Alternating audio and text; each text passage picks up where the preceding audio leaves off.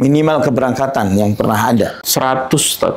emang maksimalnya berapa? Satu pesawat. Umroh Satu akbar. pesawat timnya KHB. Iya.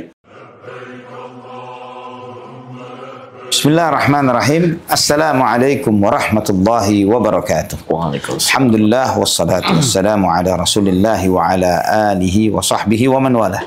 Ikhwatal iman rahimani wa rahimakumullah. Alhamdulillah, segala puja dan puja hanya untuk Allah Subhanahu wa taala Rabbul alamin. Atas segala limpahan nikmat yang Allah anugerahkan bagi kita, alhamdulillah dengan rahmatnya, dengan kasih sayangnya, kita saat ini dipertemukan kembali pada sesi cari kisah yang baru. Dan untuk kali ini Masya Allah, salah satu, antum tangan kanan atau tangan kirinya satu ya, dari Uhud Tour ya, milik Ustadz KHB Khalid Basalamah, yang kita akan buka-buka dapurnya ke Ustadz Khalid Basalamah pada saat ini. Sampai insya Allah kita akan cari tahu, ya, kita tanyakan ke beliau isi saldonya Ustadz Khalid berapa gitu ya. Oke. Nah, ini dengan saudara kita Ammar. Ya Fahal Ammar. Alhamdulillah. Barakallahu fiik. Saat ini jujur nih Ustaz, Ana grogi Ustaz. Ana tuh biasa jadi host, Ustaz. Gitu ya. Jadi host dan narasumbernya itu Ustaz. Ini hari ini kebalik nih, Ana jadi narasumber. Karena anak iri sama itu.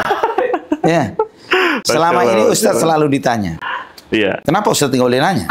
Ah iya benar. Ustadz kan juga boleh-boleh nanya kan? Benar. Mudah-mudahan nggak susah-susah ya Ustadz ya, biar Insya Allah bisa jawab gitu. pertanyaan-pertanyaan yang bisa antum jawab, dan Siap. insya Allah juga kalau antum butuh hadiah minta ke KHB. Alhamdulillah rahimani wa rahimahullah. Sekarang kita tanya dulu Ammar, antum apa posisi di atau di manajemennya Ustadz Khalid Basalamah? Jadi Ana tuh sama beliau ini di business development Ustadz. Business development, Business development. Jadi alhamdulillah Allah mempercayakan banyak perusahaan di beliau ini. Banyak itu berapa? Ada Ajwat Resto, Ajwat Store, Uhud Tour, Mawaddah Indonesia, Pustaka Ibnu Zaid. Pustaka Ibnu Zaid apa itu? Penerbit. Oke, buku. Ada FAM. FAM di mana?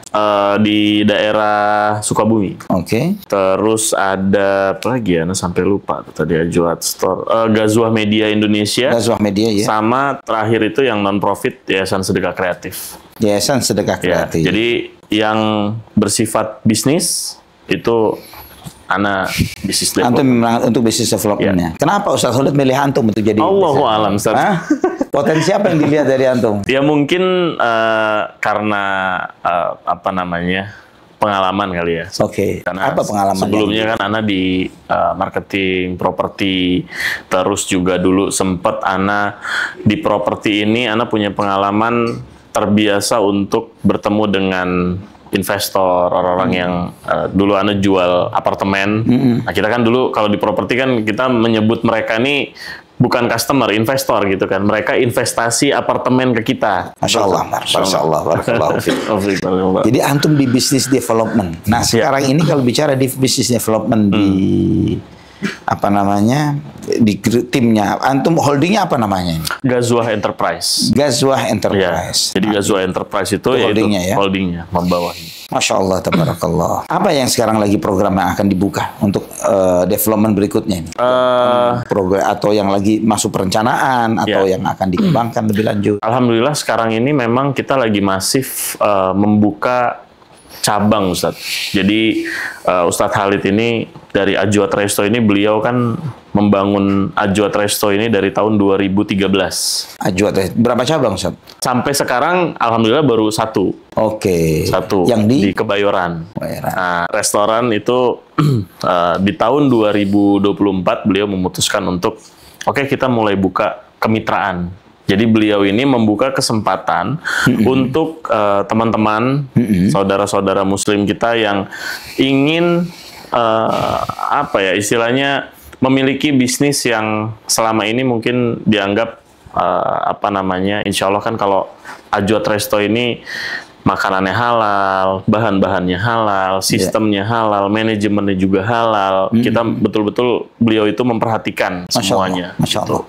Bahkan di kantor itu kita kalau udah masuk waktu sholat, 10 menit waktu sholat itu break semua operasional Semua? Semua. Dapur? Dapur juga semua sama. Gitu? Ada customer mau pesen Ntar dulu, kita jelasin. Kecuali security mungkin. Kecuali security. Kalau security biasanya bergantian. Cleaning service? Cleaning service juga Sholat juga. Gitu. Masya Allah. Gitu. Jadi beliau memutuskan untuk membuka ekspansi bisnis, mengajak saudara-saudara, teman-teman yang mau bermitra, silakan. Nah, alhamdulillah untuk Ajwa Resto ini kita sudah ada cabang di Kebayoran Baru. Kebayoran Baru. Sudah berapa lama cabang di sana? Kurang lebih 1 tahun, Ustaz. Setahun ya? Setahun.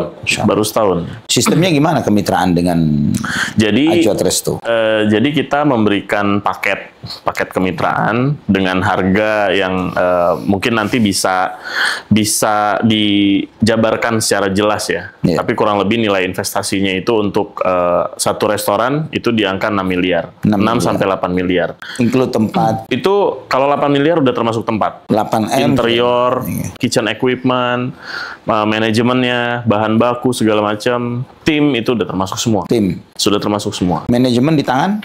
Manajemen di tangan kita menyiapkan sistemnya. Nah, manajemennya ini bisa dijalankan oleh si franchisee-nya. Oke. Gitu. Jadi sistem penggajian segala macam itu kita serahkan ke franchisee. Tapi deck-nya, dasarnya itu dari kita semua. Jadi kita udah misalnya ada sesuatu yang ini melanggar nih, ya kita warning ke mereka. Kalau sekelas nilai investasi senilai kurang lebih 8M misalnya, Ana sebagai pemilik modal segitu misalnya, Ana akan memikirkan membeli sebuah sistem yang autopilot. Jadi Ana akan berpikir, udah deh 8M, berapa kira-kira return yang Ana bisa terima gitu? Mungkin nggak seperti itu? Mungkin aja. Sebetulnya kalau masalah sistem itu kita bisa didiskusikan, Ustaz. Jadi tergantung daripada si franchisee ini. Mereka kalau misalnya memang mau 100% kita yang kelola, oke, bisa. Tinggal nanti skemanya seperti apa. Yang sudah berlaku gimana ya? Yang sudah berjalan ini di Kebayoran, manajemennya ada, sudah ada jalan dari franchisee-nya. Oh, begitu. Dari mitranya. Kalau ada misalnya dari bentuk yang seperti yang Anda tanyakan, seperti apa sistem sharing profitnya? Sistem sharing profitnya bagi hasil aja, Ustaz. Berapa persen? Kalau untuk di Ajwa Resto ini, kita sistemnya, jadi misalnya dari profit, itu 10% untuk kita. Selebihnya untuk mitra. Gitu ya. Itu. Karena di awal yang Kebayoran nih. Yang Kebayoran. Ya, karena di awal kita sudah membayarkan istilahnya nilai 8 miliar itu sudah termasuk dengan sewa brandnya. Sewa brand daripada Ajwa Resto ini. Gitu. Jadi memang kita memberlakukan beberapa sistem di sistem kemitraan ini yang insya Allah sesuai dengan syariah juga. Nah, dari situ mereka sudah termasuk itu. Jadi mereka bayar itu dalam jangka waktu 5 tahun. Masya Allah. Sewanya. Gitu. Memang Ustaz Khalid Basalamah ini, hafizahullah, cukup punya talent dalam masalah bisnis dan usaha. Betul, ya, anak kenal beliau itu sudah sangat lama. Ya. Ketika beliau masih menjadi salah satu dewan syariah dari salah satu network marketing syariah yang di zamannya waktu itu cukup berjaya, Ahadnet. Ya, beliau ada di sana. Dan beliau masih belum menginjakkan kaki ke Jakarta, atau mungkin masih jarang-jarang ya. Masih Makassar, Surabaya gitu ya. Dan alhamdulillah masih sampai sekarang pun ya cukup baiklah hubungan dengan beliau. Alhamdulillah. Masya Allah, tabarakallah, memang terlihat dari awal semangat untuk kemandirian ya. Saya sih melihat begitu. Memang seorang dai itu bukan harus ya jadi orang, nggak harus kaya. Betul. Tapi harus mandiri. Harus mandiri. Ya. Nggak harus jadi orang kaya raya, nggak harus punya belasan anak perusahaan seperti Ustaz Khalid gitu ya. Nggak harus seperti itu. Tapi kemandirian itu penting sekali. Betul. Memiliki kemandirian sehingga di dalam berdakwah itu, dakwah itu kalau Ana sih melihat sebagai sebuah amanah, bukan sebagai sebuah profesi. Ya, itu amanah, amanah ilmu yang Allah SWT amanahkan kepada manusia-manusia tertentu dari hambanya. Ya, ini yang kita tidak bisa menghindar dari amanah tersebut. Ini sudah ditentukan oleh Allah SWT. Si fulan diberi kelebihan ilmu oleh Allah, si fulan dan lain sebagainya. Dan itu amanah yang harus tetap tunaikan. Masya Allah. Masya Allah, tabarakallah. Cuman menariknya adalah, Masya Allah, jazakallahu khairan. Beliau memanage ini dengan cukup baik. Alhamdulillah. Ya, memanage ini dengan cukup baik. Jazakallahu khairan. Di tengah kesibukannya beliau. Iya. Gitu. Kalau boleh cerita tentang bagaimana KHB mengelola bisnisnya di dalam keseharian, gimana tuh? Antara kajian, dakwah, keluarga, dan bisnis, gimana coba? Ya, beliau itu kajian kan masih rutin ya, Ustaz. Jadi kajian setiap hari itu ada kajian-kajian online. Dan itu beliau memang membagi. Jadi pagi itu beliau baru start mulai kajian itu di atas ba'da zuhur lah. Kajian itu. Ba'da zuhur, kajian, kadang kajian online di kantor, kadang kajian offline di luar, di tempat, di lokasi. Nah, selepas dari itu, biasanya sekitar jam 2 atau jam setengah 3, itu beliau kembali ke kantor. Beliau kembali ke kantor, nah itu biasanya kita tuh tim tuh yang ada keperluan sama beliau, minta approval, apa, meeting, segala macam. Nah, itu di jam-jam itulah. Nanti lepas dari maghrib, ya beliau kembali ke keluarga. Selesai maghrib, pulang keluarga gitu. Nah, Sabtu Ahad kalau misalnya beliau nggak ada nggak ada jadwal, kita lagi nggak grand opening misalnya, atau lagi nggak ada undangan-undangan kajian gitu ya, kita alhamdulillah beliau selalu Sabtu Ahad itu sama keluarga. Nggak bisa diganggu. Kemana? Allahu a'lam, Ustaz. Oh gitu ya, nggak tahu ya. Beliau agenda personal. Iya, agenda personal beliau. Ya mungkin kadang di jalan-jalan sama keluarga gitu, Ustaz. Masya Allah, tabarakallah. Dan itu aktivitas kajian, artinya dengan seperti itu, Anda lihat jadwal kajian beliau nggak banyak ya? Nggak banyak, makanya karena beliau ini membagi antara, karena beliau juga masih cinta sama bisnisnya beliau ini, sayang sama bisnisnya beliau, jadi beliau masih mau mengurusi lah gitu. Makanya beliau selalu menyempatkan dalam satu hari itu dakwah dapat, bisnis dapat, keluarga dapat. Dan itu yang kita mikir, wah, Masya Allah ya, beliau betul-betul luar biasa gitu. Manajemen waktunya tuh luar biasa. Keren, Masya Allah, tabarakallah. Masya Allah. Dan ketika ini ya, gagasan-gagasan bisnis baru, ya, dan kemudian operating dan di masing-masing bisnis ini, peran Ustadz Khalid untuk itu sejauh mana? Perannya 100%, Ustadz. Ide-ide dari beliau? Ide dari beliau, dari tim. Jadi biasanya itu kita brainstorming, Ustadz.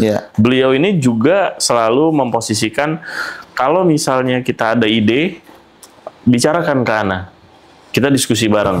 Nah, terkadang memang Masya Allah gitu ya, kadang kita kan melihatnya dari kacamata, misalnya dari sisi kreatifnya gitu, oh ini menarik nih, sesuatu yang lagi viral gini. Nanti begitu kita present nih ke Ustadz, terkadang idenya beliau itu di luar daripada sudut pandang kita gitu. Kadang tiba-tiba, oh iya ya, kenapa kita nggak kepikiran bikin begini gitu. Dan itu idenya keluar dari Ustadz Khalid. Nah, dan biasanya di-combine tuh, kita kombinasi idenya Ustadz Khalid, idenya tim, kita jadikan satu. Jadi betul-betul beliau itu 100% juga di bisnis. Gitu ya. Karena yang Ana pelajari dari beliau itu, Ana juga cukup banyak belajar dari beliau. Beliau itu selalu pengen maksimal di semua lini. Kalau bisa 100% di bisnis, 100%. Di dakwah 100%, 100%. Di keluarga 100%. Tinggal bagaimana kita tentukan aja jadwal-jadwalnya, waktu-waktunya gitu. Dibagi. Barakallah. Masya Allah. Nah, bisnis ini kan banyak masalah ya. Betul, Ustaz. Ya, banyak masalah, betul kan ya? Betul. Masalah ya? Betul, nggak salah. Artinya semua bisnis-bisnis KHB juga punya banyak masalah juga. Yang daily masalah itu juga ada. Betul. Terkait dengan, ya adalah hal-hal yang tidak semulus yang diharapkan, yang direncanakan gitu kan. Nah, bagaimana ketika menghadapi masalah-masalah itu yang kadang sebagiannya juga bikin baper gitu ya. Yang bikin lelah mental, hati, tim juga. Betul. Nah, gimana Ustadz Khalid dan antum menangani itu? Biasanya gini, Ustadz. Ketika kita di kantornya ada satu problem, makanya kenapa beliau itu selalu berprinsip, dan ini juga beliau sering sampaikan di podcast. Sempat waktu itu beliau diundang salah satu channel podcast bisnis. Itu beliau ditanya, kenapa Ustadz Khalid ini masih istilahnya 100% turun di bisnis gitu. Padahal kan mungkin kita kadang berpikir kan kalau udah punya bisnis, apalagi ini udah bisa dikatakan udah autopilot ya. Ada nggak ada beliau bisnisnya udah jalan. Tapi kenapa beliau masih turun di bisnisnya beliau? Karena beliau nggak mau ketika ada kesalahan, ada masalah, ini staff yang jadi kena dampaknya. Makanya kenapa beliau ini selalu menempatkan posisi apapun yang mau kita lakukan, Ana harus tahu. Ana info ke Ana. Apapun itu, mulai dari strategi pemasaran, strategi bisnis, langkah kita selanjutnya, target-target ke depan, itu beliau selalu ikut turut andil. Nah, ketika ada masalah, kalau misalnya memang beliau udah tahu, itu solve-nya kadang dari beliau juga.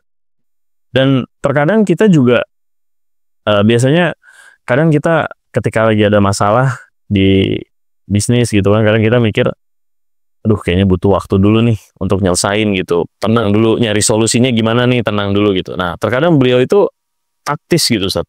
Jadi sat-sat. Karena beliau itu tipikalnya nggak mau, jangan bertele-tele, ada masalah langsung beresin. Ini begini bisa nggak?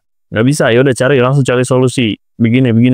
Ya itu bentukan ya. Artinya itu adalah karena hasil tempaan yang sangat lama yang membuat beliau menjadi berkarakter seperti itu. Iya, betul. Jadi memang ketika ada masalah di kantor ya, kadang kalau misalnya ketika kita menjalankan satu program misalnya, nah terus terjadi masalah, tapi beliau udah tahu nih, kita udah report nih, saat ini begini, tak ada masalah, ya udah kita tinggal, saat ini ada.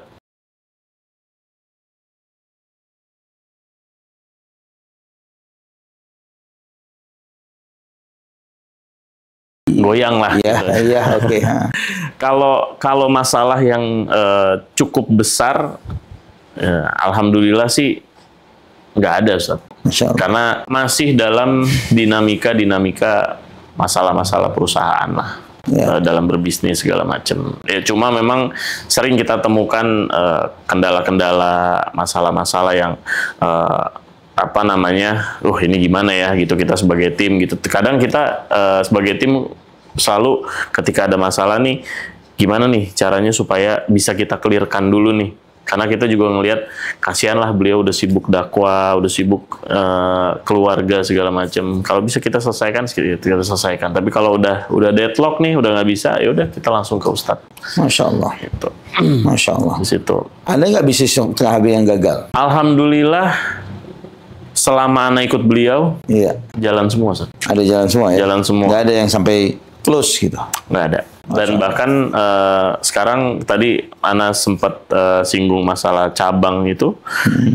Salah satu bisnis beliau yang bertumbuh ini juga Uhud Tour ini. Uhud Tour travelnya beliau ini. Masya Allah. Jadi dari tahun 2024 sama kita buka sistem kemitraan. Sampai sekarang itu dari 2024 sampai 2025 itu udah ada. Buka Uhud Tour kapan? 2017. 2017, ya. oke. 2017 buka, sampai sekarang 2024 beliau memutuskan untuk buka cabang.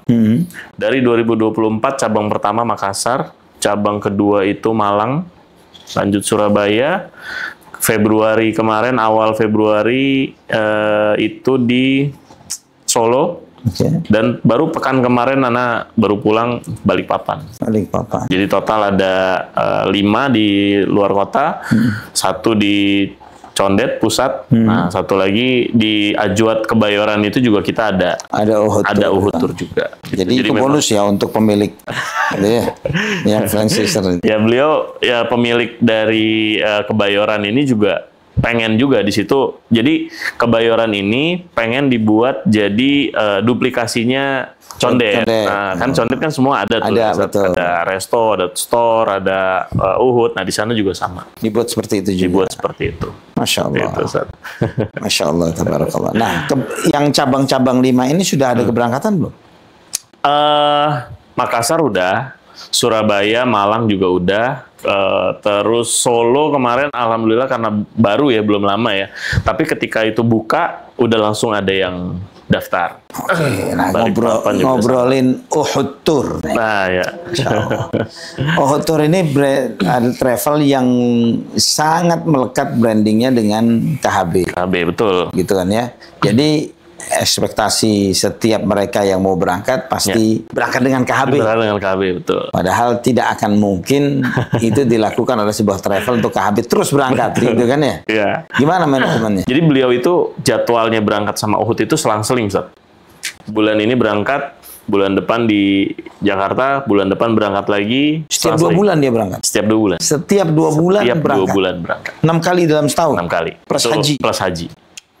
Kayak ini, beliau berangkat umroh Ramadan awal. Iya. Nanti pertengahan pekan kedua beliau pulang. Iya. 1 pekan di Jakarta, Iya. berangkat lagi umroh akhir Ramadan. Masya Allah, tabarakallah. Itu bawa istri, bawa anak atau gimana? Biasanya kalau akhir Ramadan bawa istri. Anak-anak? Anak. Semuanya? Setahu Bukan? setahu anak tuh giliran saat gantian. Oh gitu ya? Iya. Siapa yang sudah pernah berangkat, siapa Iya, belum, gitu ya? Biasanya begitu. Istri juga giliran? Iya. 2 bulan sekali? 2 bulan sekali. Keberangkatan Uhud Tour sendiri per bulan berapa flight? Berapa keberangkatan? Kalau target ya, Iya. targetnya beliau itu 1 pekan 1 flight. Sepekan 1 flight? Ya, targetnya beliau. Oke. Sepekan 1 flight, berarti kurang lebih kalau 1 bulan itu ada 4 keberangkatan. Nah, ini yang menjadi target kita nih. Tapi alhamdulillah beberapa kali, dan memang program unggulannya Uhud Tour ini kalau berangkat sama Ustadz Khalid. Iya. Pasti itu. Benar. Nah, sisanya yang nggak berangkat sama Ustadz Khalid ini biasanya memang agak sedikit berbeda jumlahnya. Tapi alhamdulillah dari targetnya beliau ini, meskipun kita nggak 1 pekan 1 flight, tapi ketika diakumulasi, ya itu sesuai dengan target. Gitu ya. Artinya walaupun belum sampai ke target itu, Iya. tapi sesuai dengan perencanaan, insya Allah bisa di spreading kurang lebih rata-rata ya. Rata-rata seperti itu. Kita average ya. Keberangkatan tanpa Ustadz Khalid, ya di pekan-pekan tadi yang antum sampaikan. Minat jamaah untuk ke paket-paket itu bagaimana? Minat jamaah ke paket-paket itu ya memang jadi gini Ustadz, kalau Ana ngelihatnya ketika ada paket yang bersama Ustadz Khalid, Iya. ini kan memang hotelnya juga berbeda. Itu kelasnya itu kalau yang sama Ustadz Khalid biasanya yang platinum. Oke. Kelas platinum Di itu mana itu? hotelnya di Intercon, di Mekah Madinahnya Intercon. Terus pesawat juga kita bisa upgrade ke bisnis. Ya. Maskapai juga kita cuma pakai Saudi sama Garuda. Iya. Nah, selain daripada itu, yang paket-paketnya yang lain ini ya memang yang kita jual ini tetap fasilitas ke mereka.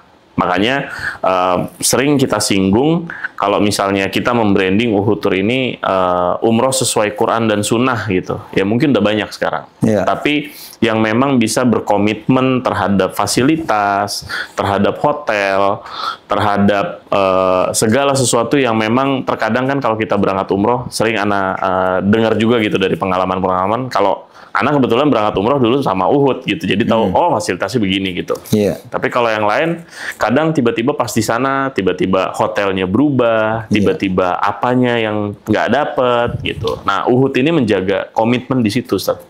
Makanya setiap kali kita bikin flyer, kita nggak pernah ada tulisan hotel misalnya Hilton garis miring Staraf, kita nggak ada. Kita bicara Hilton hotelnya. Kita bicara Intercon, seperti itu. Jadi memang dari Uhud sendiri berkomitmen ketika kita menjual sesuatu, ya udah itu yang kita akan kasih. Gimana manage-nya supaya manage untuk booking hotelnya ini supaya nggak terjadi penolakan, pembatalan atau mungkin pengusiran? Ya. Gimana manage? Ya kalau dari Uhud sendiri kita langsung booking hotelnya di sana, Ustaz. Makanya mungkin ya yang kita sering bicara gitu di internal, ngobrol gitu kan. Ya perbedaan antara bukan berarti menjelekan travel lain ya Ustaz ya. Masing-masing punya unggulan. Tapi kenapa Uhud ini bisa kita katakan kuat karena kita berani mengeluarkan modal dulu untuk booking hotelnya itu sendiri, kita deposit hotel, ke maskapai juga kita booking seat segala macam. Nah itu tujuannya untuk menjaga jangan sampai ketika jamaah ini berangkat tiba-tiba nanti hotelnya berubah atau fasilitasnya berbeda. Jadi kita semua betul-betul ya kita investasi lah ke sana. Insya Allah. Gitu. Tapi resikonya Maksudnya resiko gini, ketika total target keberangkatan nggak Tidak terpenuhi, tercapai. tidak tercapai. Ya itu buat Ustadz Khalid itu resiko bisnis. Gitu ya. Ya. Jadi ada yang tiket yang hangus atau hotel yang hangus gitu. Tetap itu resiko Hangus. bisnis. Hangus sudah. Karena ya buat beliau berprinsip ketika membuka paket ya udah maksimal. Ya. Tapi sampai detik terakhir gitu, misalnya kita nggak dari tim salesnya gitu ya, teman-teman di kantor itu misalnya nggak achieve gitu, ya udah kalau misalnya memang ini kadang kalau misalnya memang masih bisa dialihkan atau di apa namanya dimaksimalkan untuk diisi, ya udah berangkat. Tapi kalau misalnya nggak bisa ya seat yang hangus ya udah hangus, karena buat beliau ya itu resiko bisnis. Minimal keberangkatan yang pernah ada berapa banyak? Ya, 1 bis Itu minimal. minimal. Itu yang dengan KHB? Oh enggak, kalau dengan KHB paling minim 100 100 itu minim? 100. Emang maksimalnya berapa? Maksimalnya sih Ustadz terakhir minta 2 pesawat, Ustadz. 2 pesawat? Minta nggak yang tercapai lah. Oh, yang tercapai. Yang sudah terjadi. Yang sudah tercapai 1 pesawat. Umroh 1 akbar. pesawat timnya KHB? Iya. Jamaahnya KHB? Iya.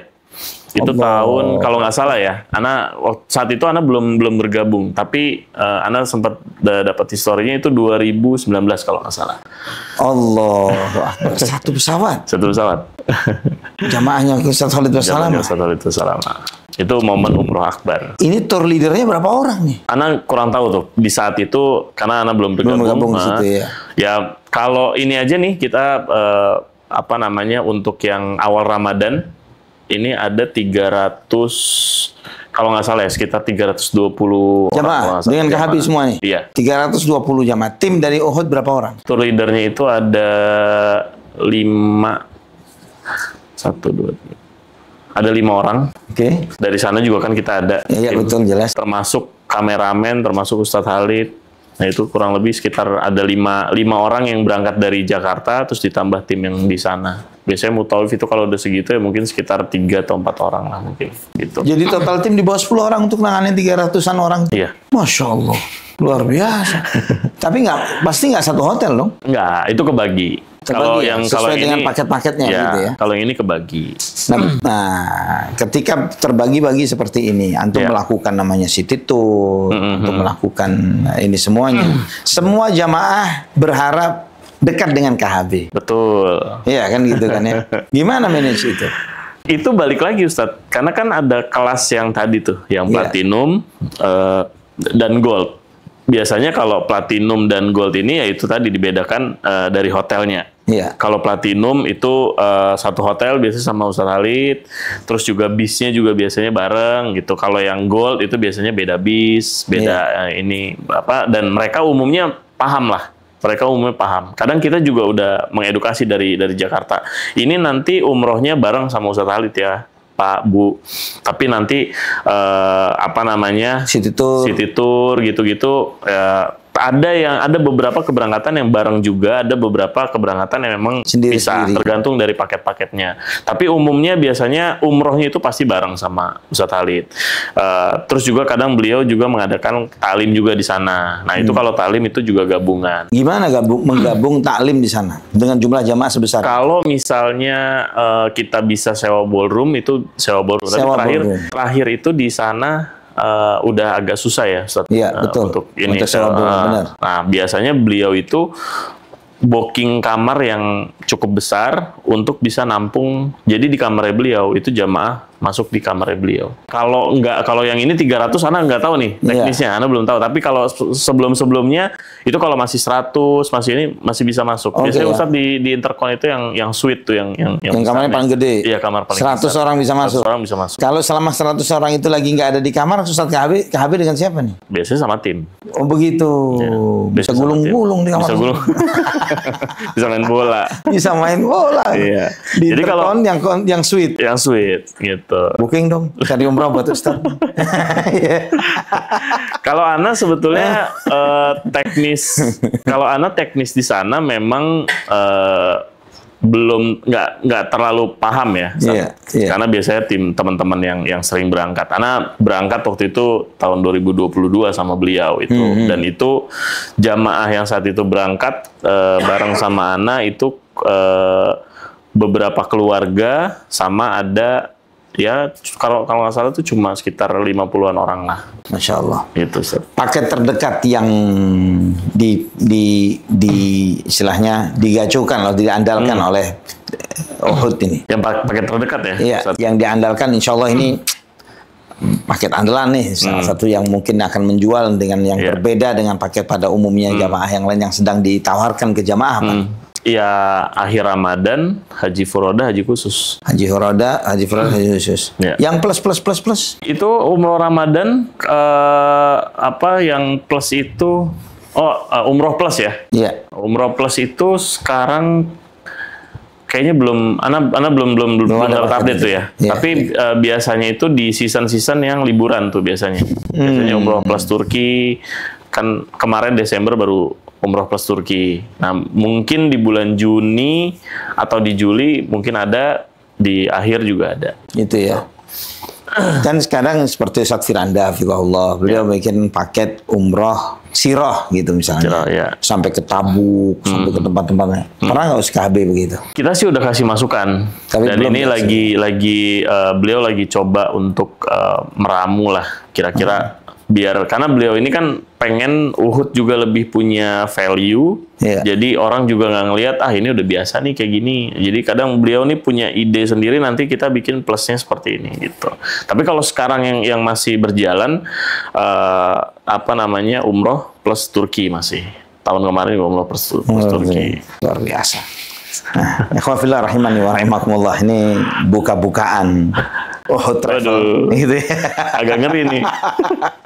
Ya, banyak hal yang kita luar biasa, masya Allah, tabarakallah, dan kita semua sebagai sesama umat Islam ya ikut bergembira dengan bergembiranya saudara kita, ya, dan juga kita ikut mensupport dengan segala hal baik yang ada ini, dan kita mengharap memohon kepada Allah Subhanahu Wa Taala semoga KHB dan tim semuanya, Ustaz Khalid Basalamah dan tim semuanya, dan semua dari Ghazwa Enterprise dan semua yang lainnya diberi berkah oleh Allah Subhanahu Wa Taala, diberi taufik dan hidayah oleh Allah Subhanahu Wa Taala. Semoga semua amanah ini, baik itu amanah ilmu maupun amanah harta, amanah keluarga, amanah karyawan dan lain sebagainya, dijaga dengan sebaik-baiknya oleh KHB dan tim yang lain sebagainya, insya Allah ya Rabbana ya Karim. Kita memohon kepada Allah Subhanahu Wa Taala semoga keberkahan itu juga tidak melupakan, tidak membuat yang diberi amanah untuk lupa bahwa ini adalah sebuah amanah yang akan dipertanyakan kelak oleh Allah Subhanahu Wa Taala. Bahwa terkadang ketika mendengar angka-angka nominal-nominal, hal-hal yang seperti ini, kita sok ikut ngitung berapa profit yang diterima, sok ikut ngitung ingin tahu berapa duit yang dimiliki, namun lupa bahwa itu semuanya adalah amanah dari Allah Subhanahu Wa Taala. Bahwa amanah ini kalau bicara harta ya khawafillah, kalau halal itu dihisab oleh Allah Subhanahu Wa Taala, kalau haram azab. Ya, ini halalnya dihisab, haramnya diazab. Ya, dan juga bagaimana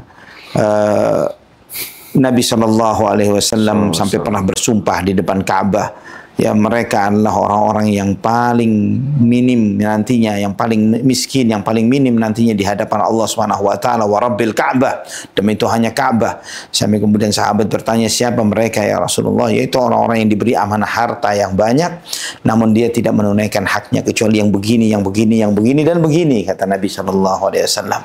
Nah, ikhwafillah rahimani wa rahimakumullah, bahwa kita harus menyadari bahwa ujian hidup itu beragam. Ya, bahwa ada diuji dengan kekayaan, ada yang diuji dengan kemiskinan, ada yang diuji dengan jabatan, ada yang diuji sebagai rakyat dan bawahan. Ya, dan semua ini adalah ujian-ujian dari Allah Subhanahu Wa Taala. Namun itu bukanlah ukuran kesuksesan seseorang. Karena kesuksesan seseorang itu tidak akan bisa antum lihat saat ini di dunia. Semua ini mungkin bagi seseorang dikatakan wah sukses, dan sukses. Namun kenyataannya bukan itu. Sebagaimana yang Allah sampaikan, faman zuhziha 'anil nari wa udkhilal jannata faqad faz wa mal hayatud dunya illa mata'ul ghurur. Barang siapa yang diselamatkan dari api neraka dan dimasukkan surga, itulah orang-orang yang sukses. Dan tidaklah kehidupan dunia kecuali kesenangan yang sifatnya sementara dan menipu manusia. Allahul musta'an wal haula wala quwwata illa billah. Ini kesempatan yang sangat luar biasa, momen yang sangat menarik dengan Al-Akh Amar ya, dengan Uhud Tour-nya. Semoga Allah Subhanahu wa taala memberikan taufik kepada teman-teman kita di Uhud Tour dan yang lain sebagainya, termasuk Ustadz kita Ustadz Khalid Basalama dan ikhwah fillah rahimani wa rahimakumullah. Semoga antum semua yang ikut menyaksikan cari kisah ini diberi taufik dan hidayah oleh Allah Subhanahu wa taala dan dimudahkan perjalanannya untuk bisa menunaikan ibadah umrah berulang dan juga menunaikan ibadah haji di Baitullahil Haram. Barakallahu fikum. Wassalamualaikum warahmatullahi wabarakatuh. Waalaikumsalam warahmatullahi wabarakatuh.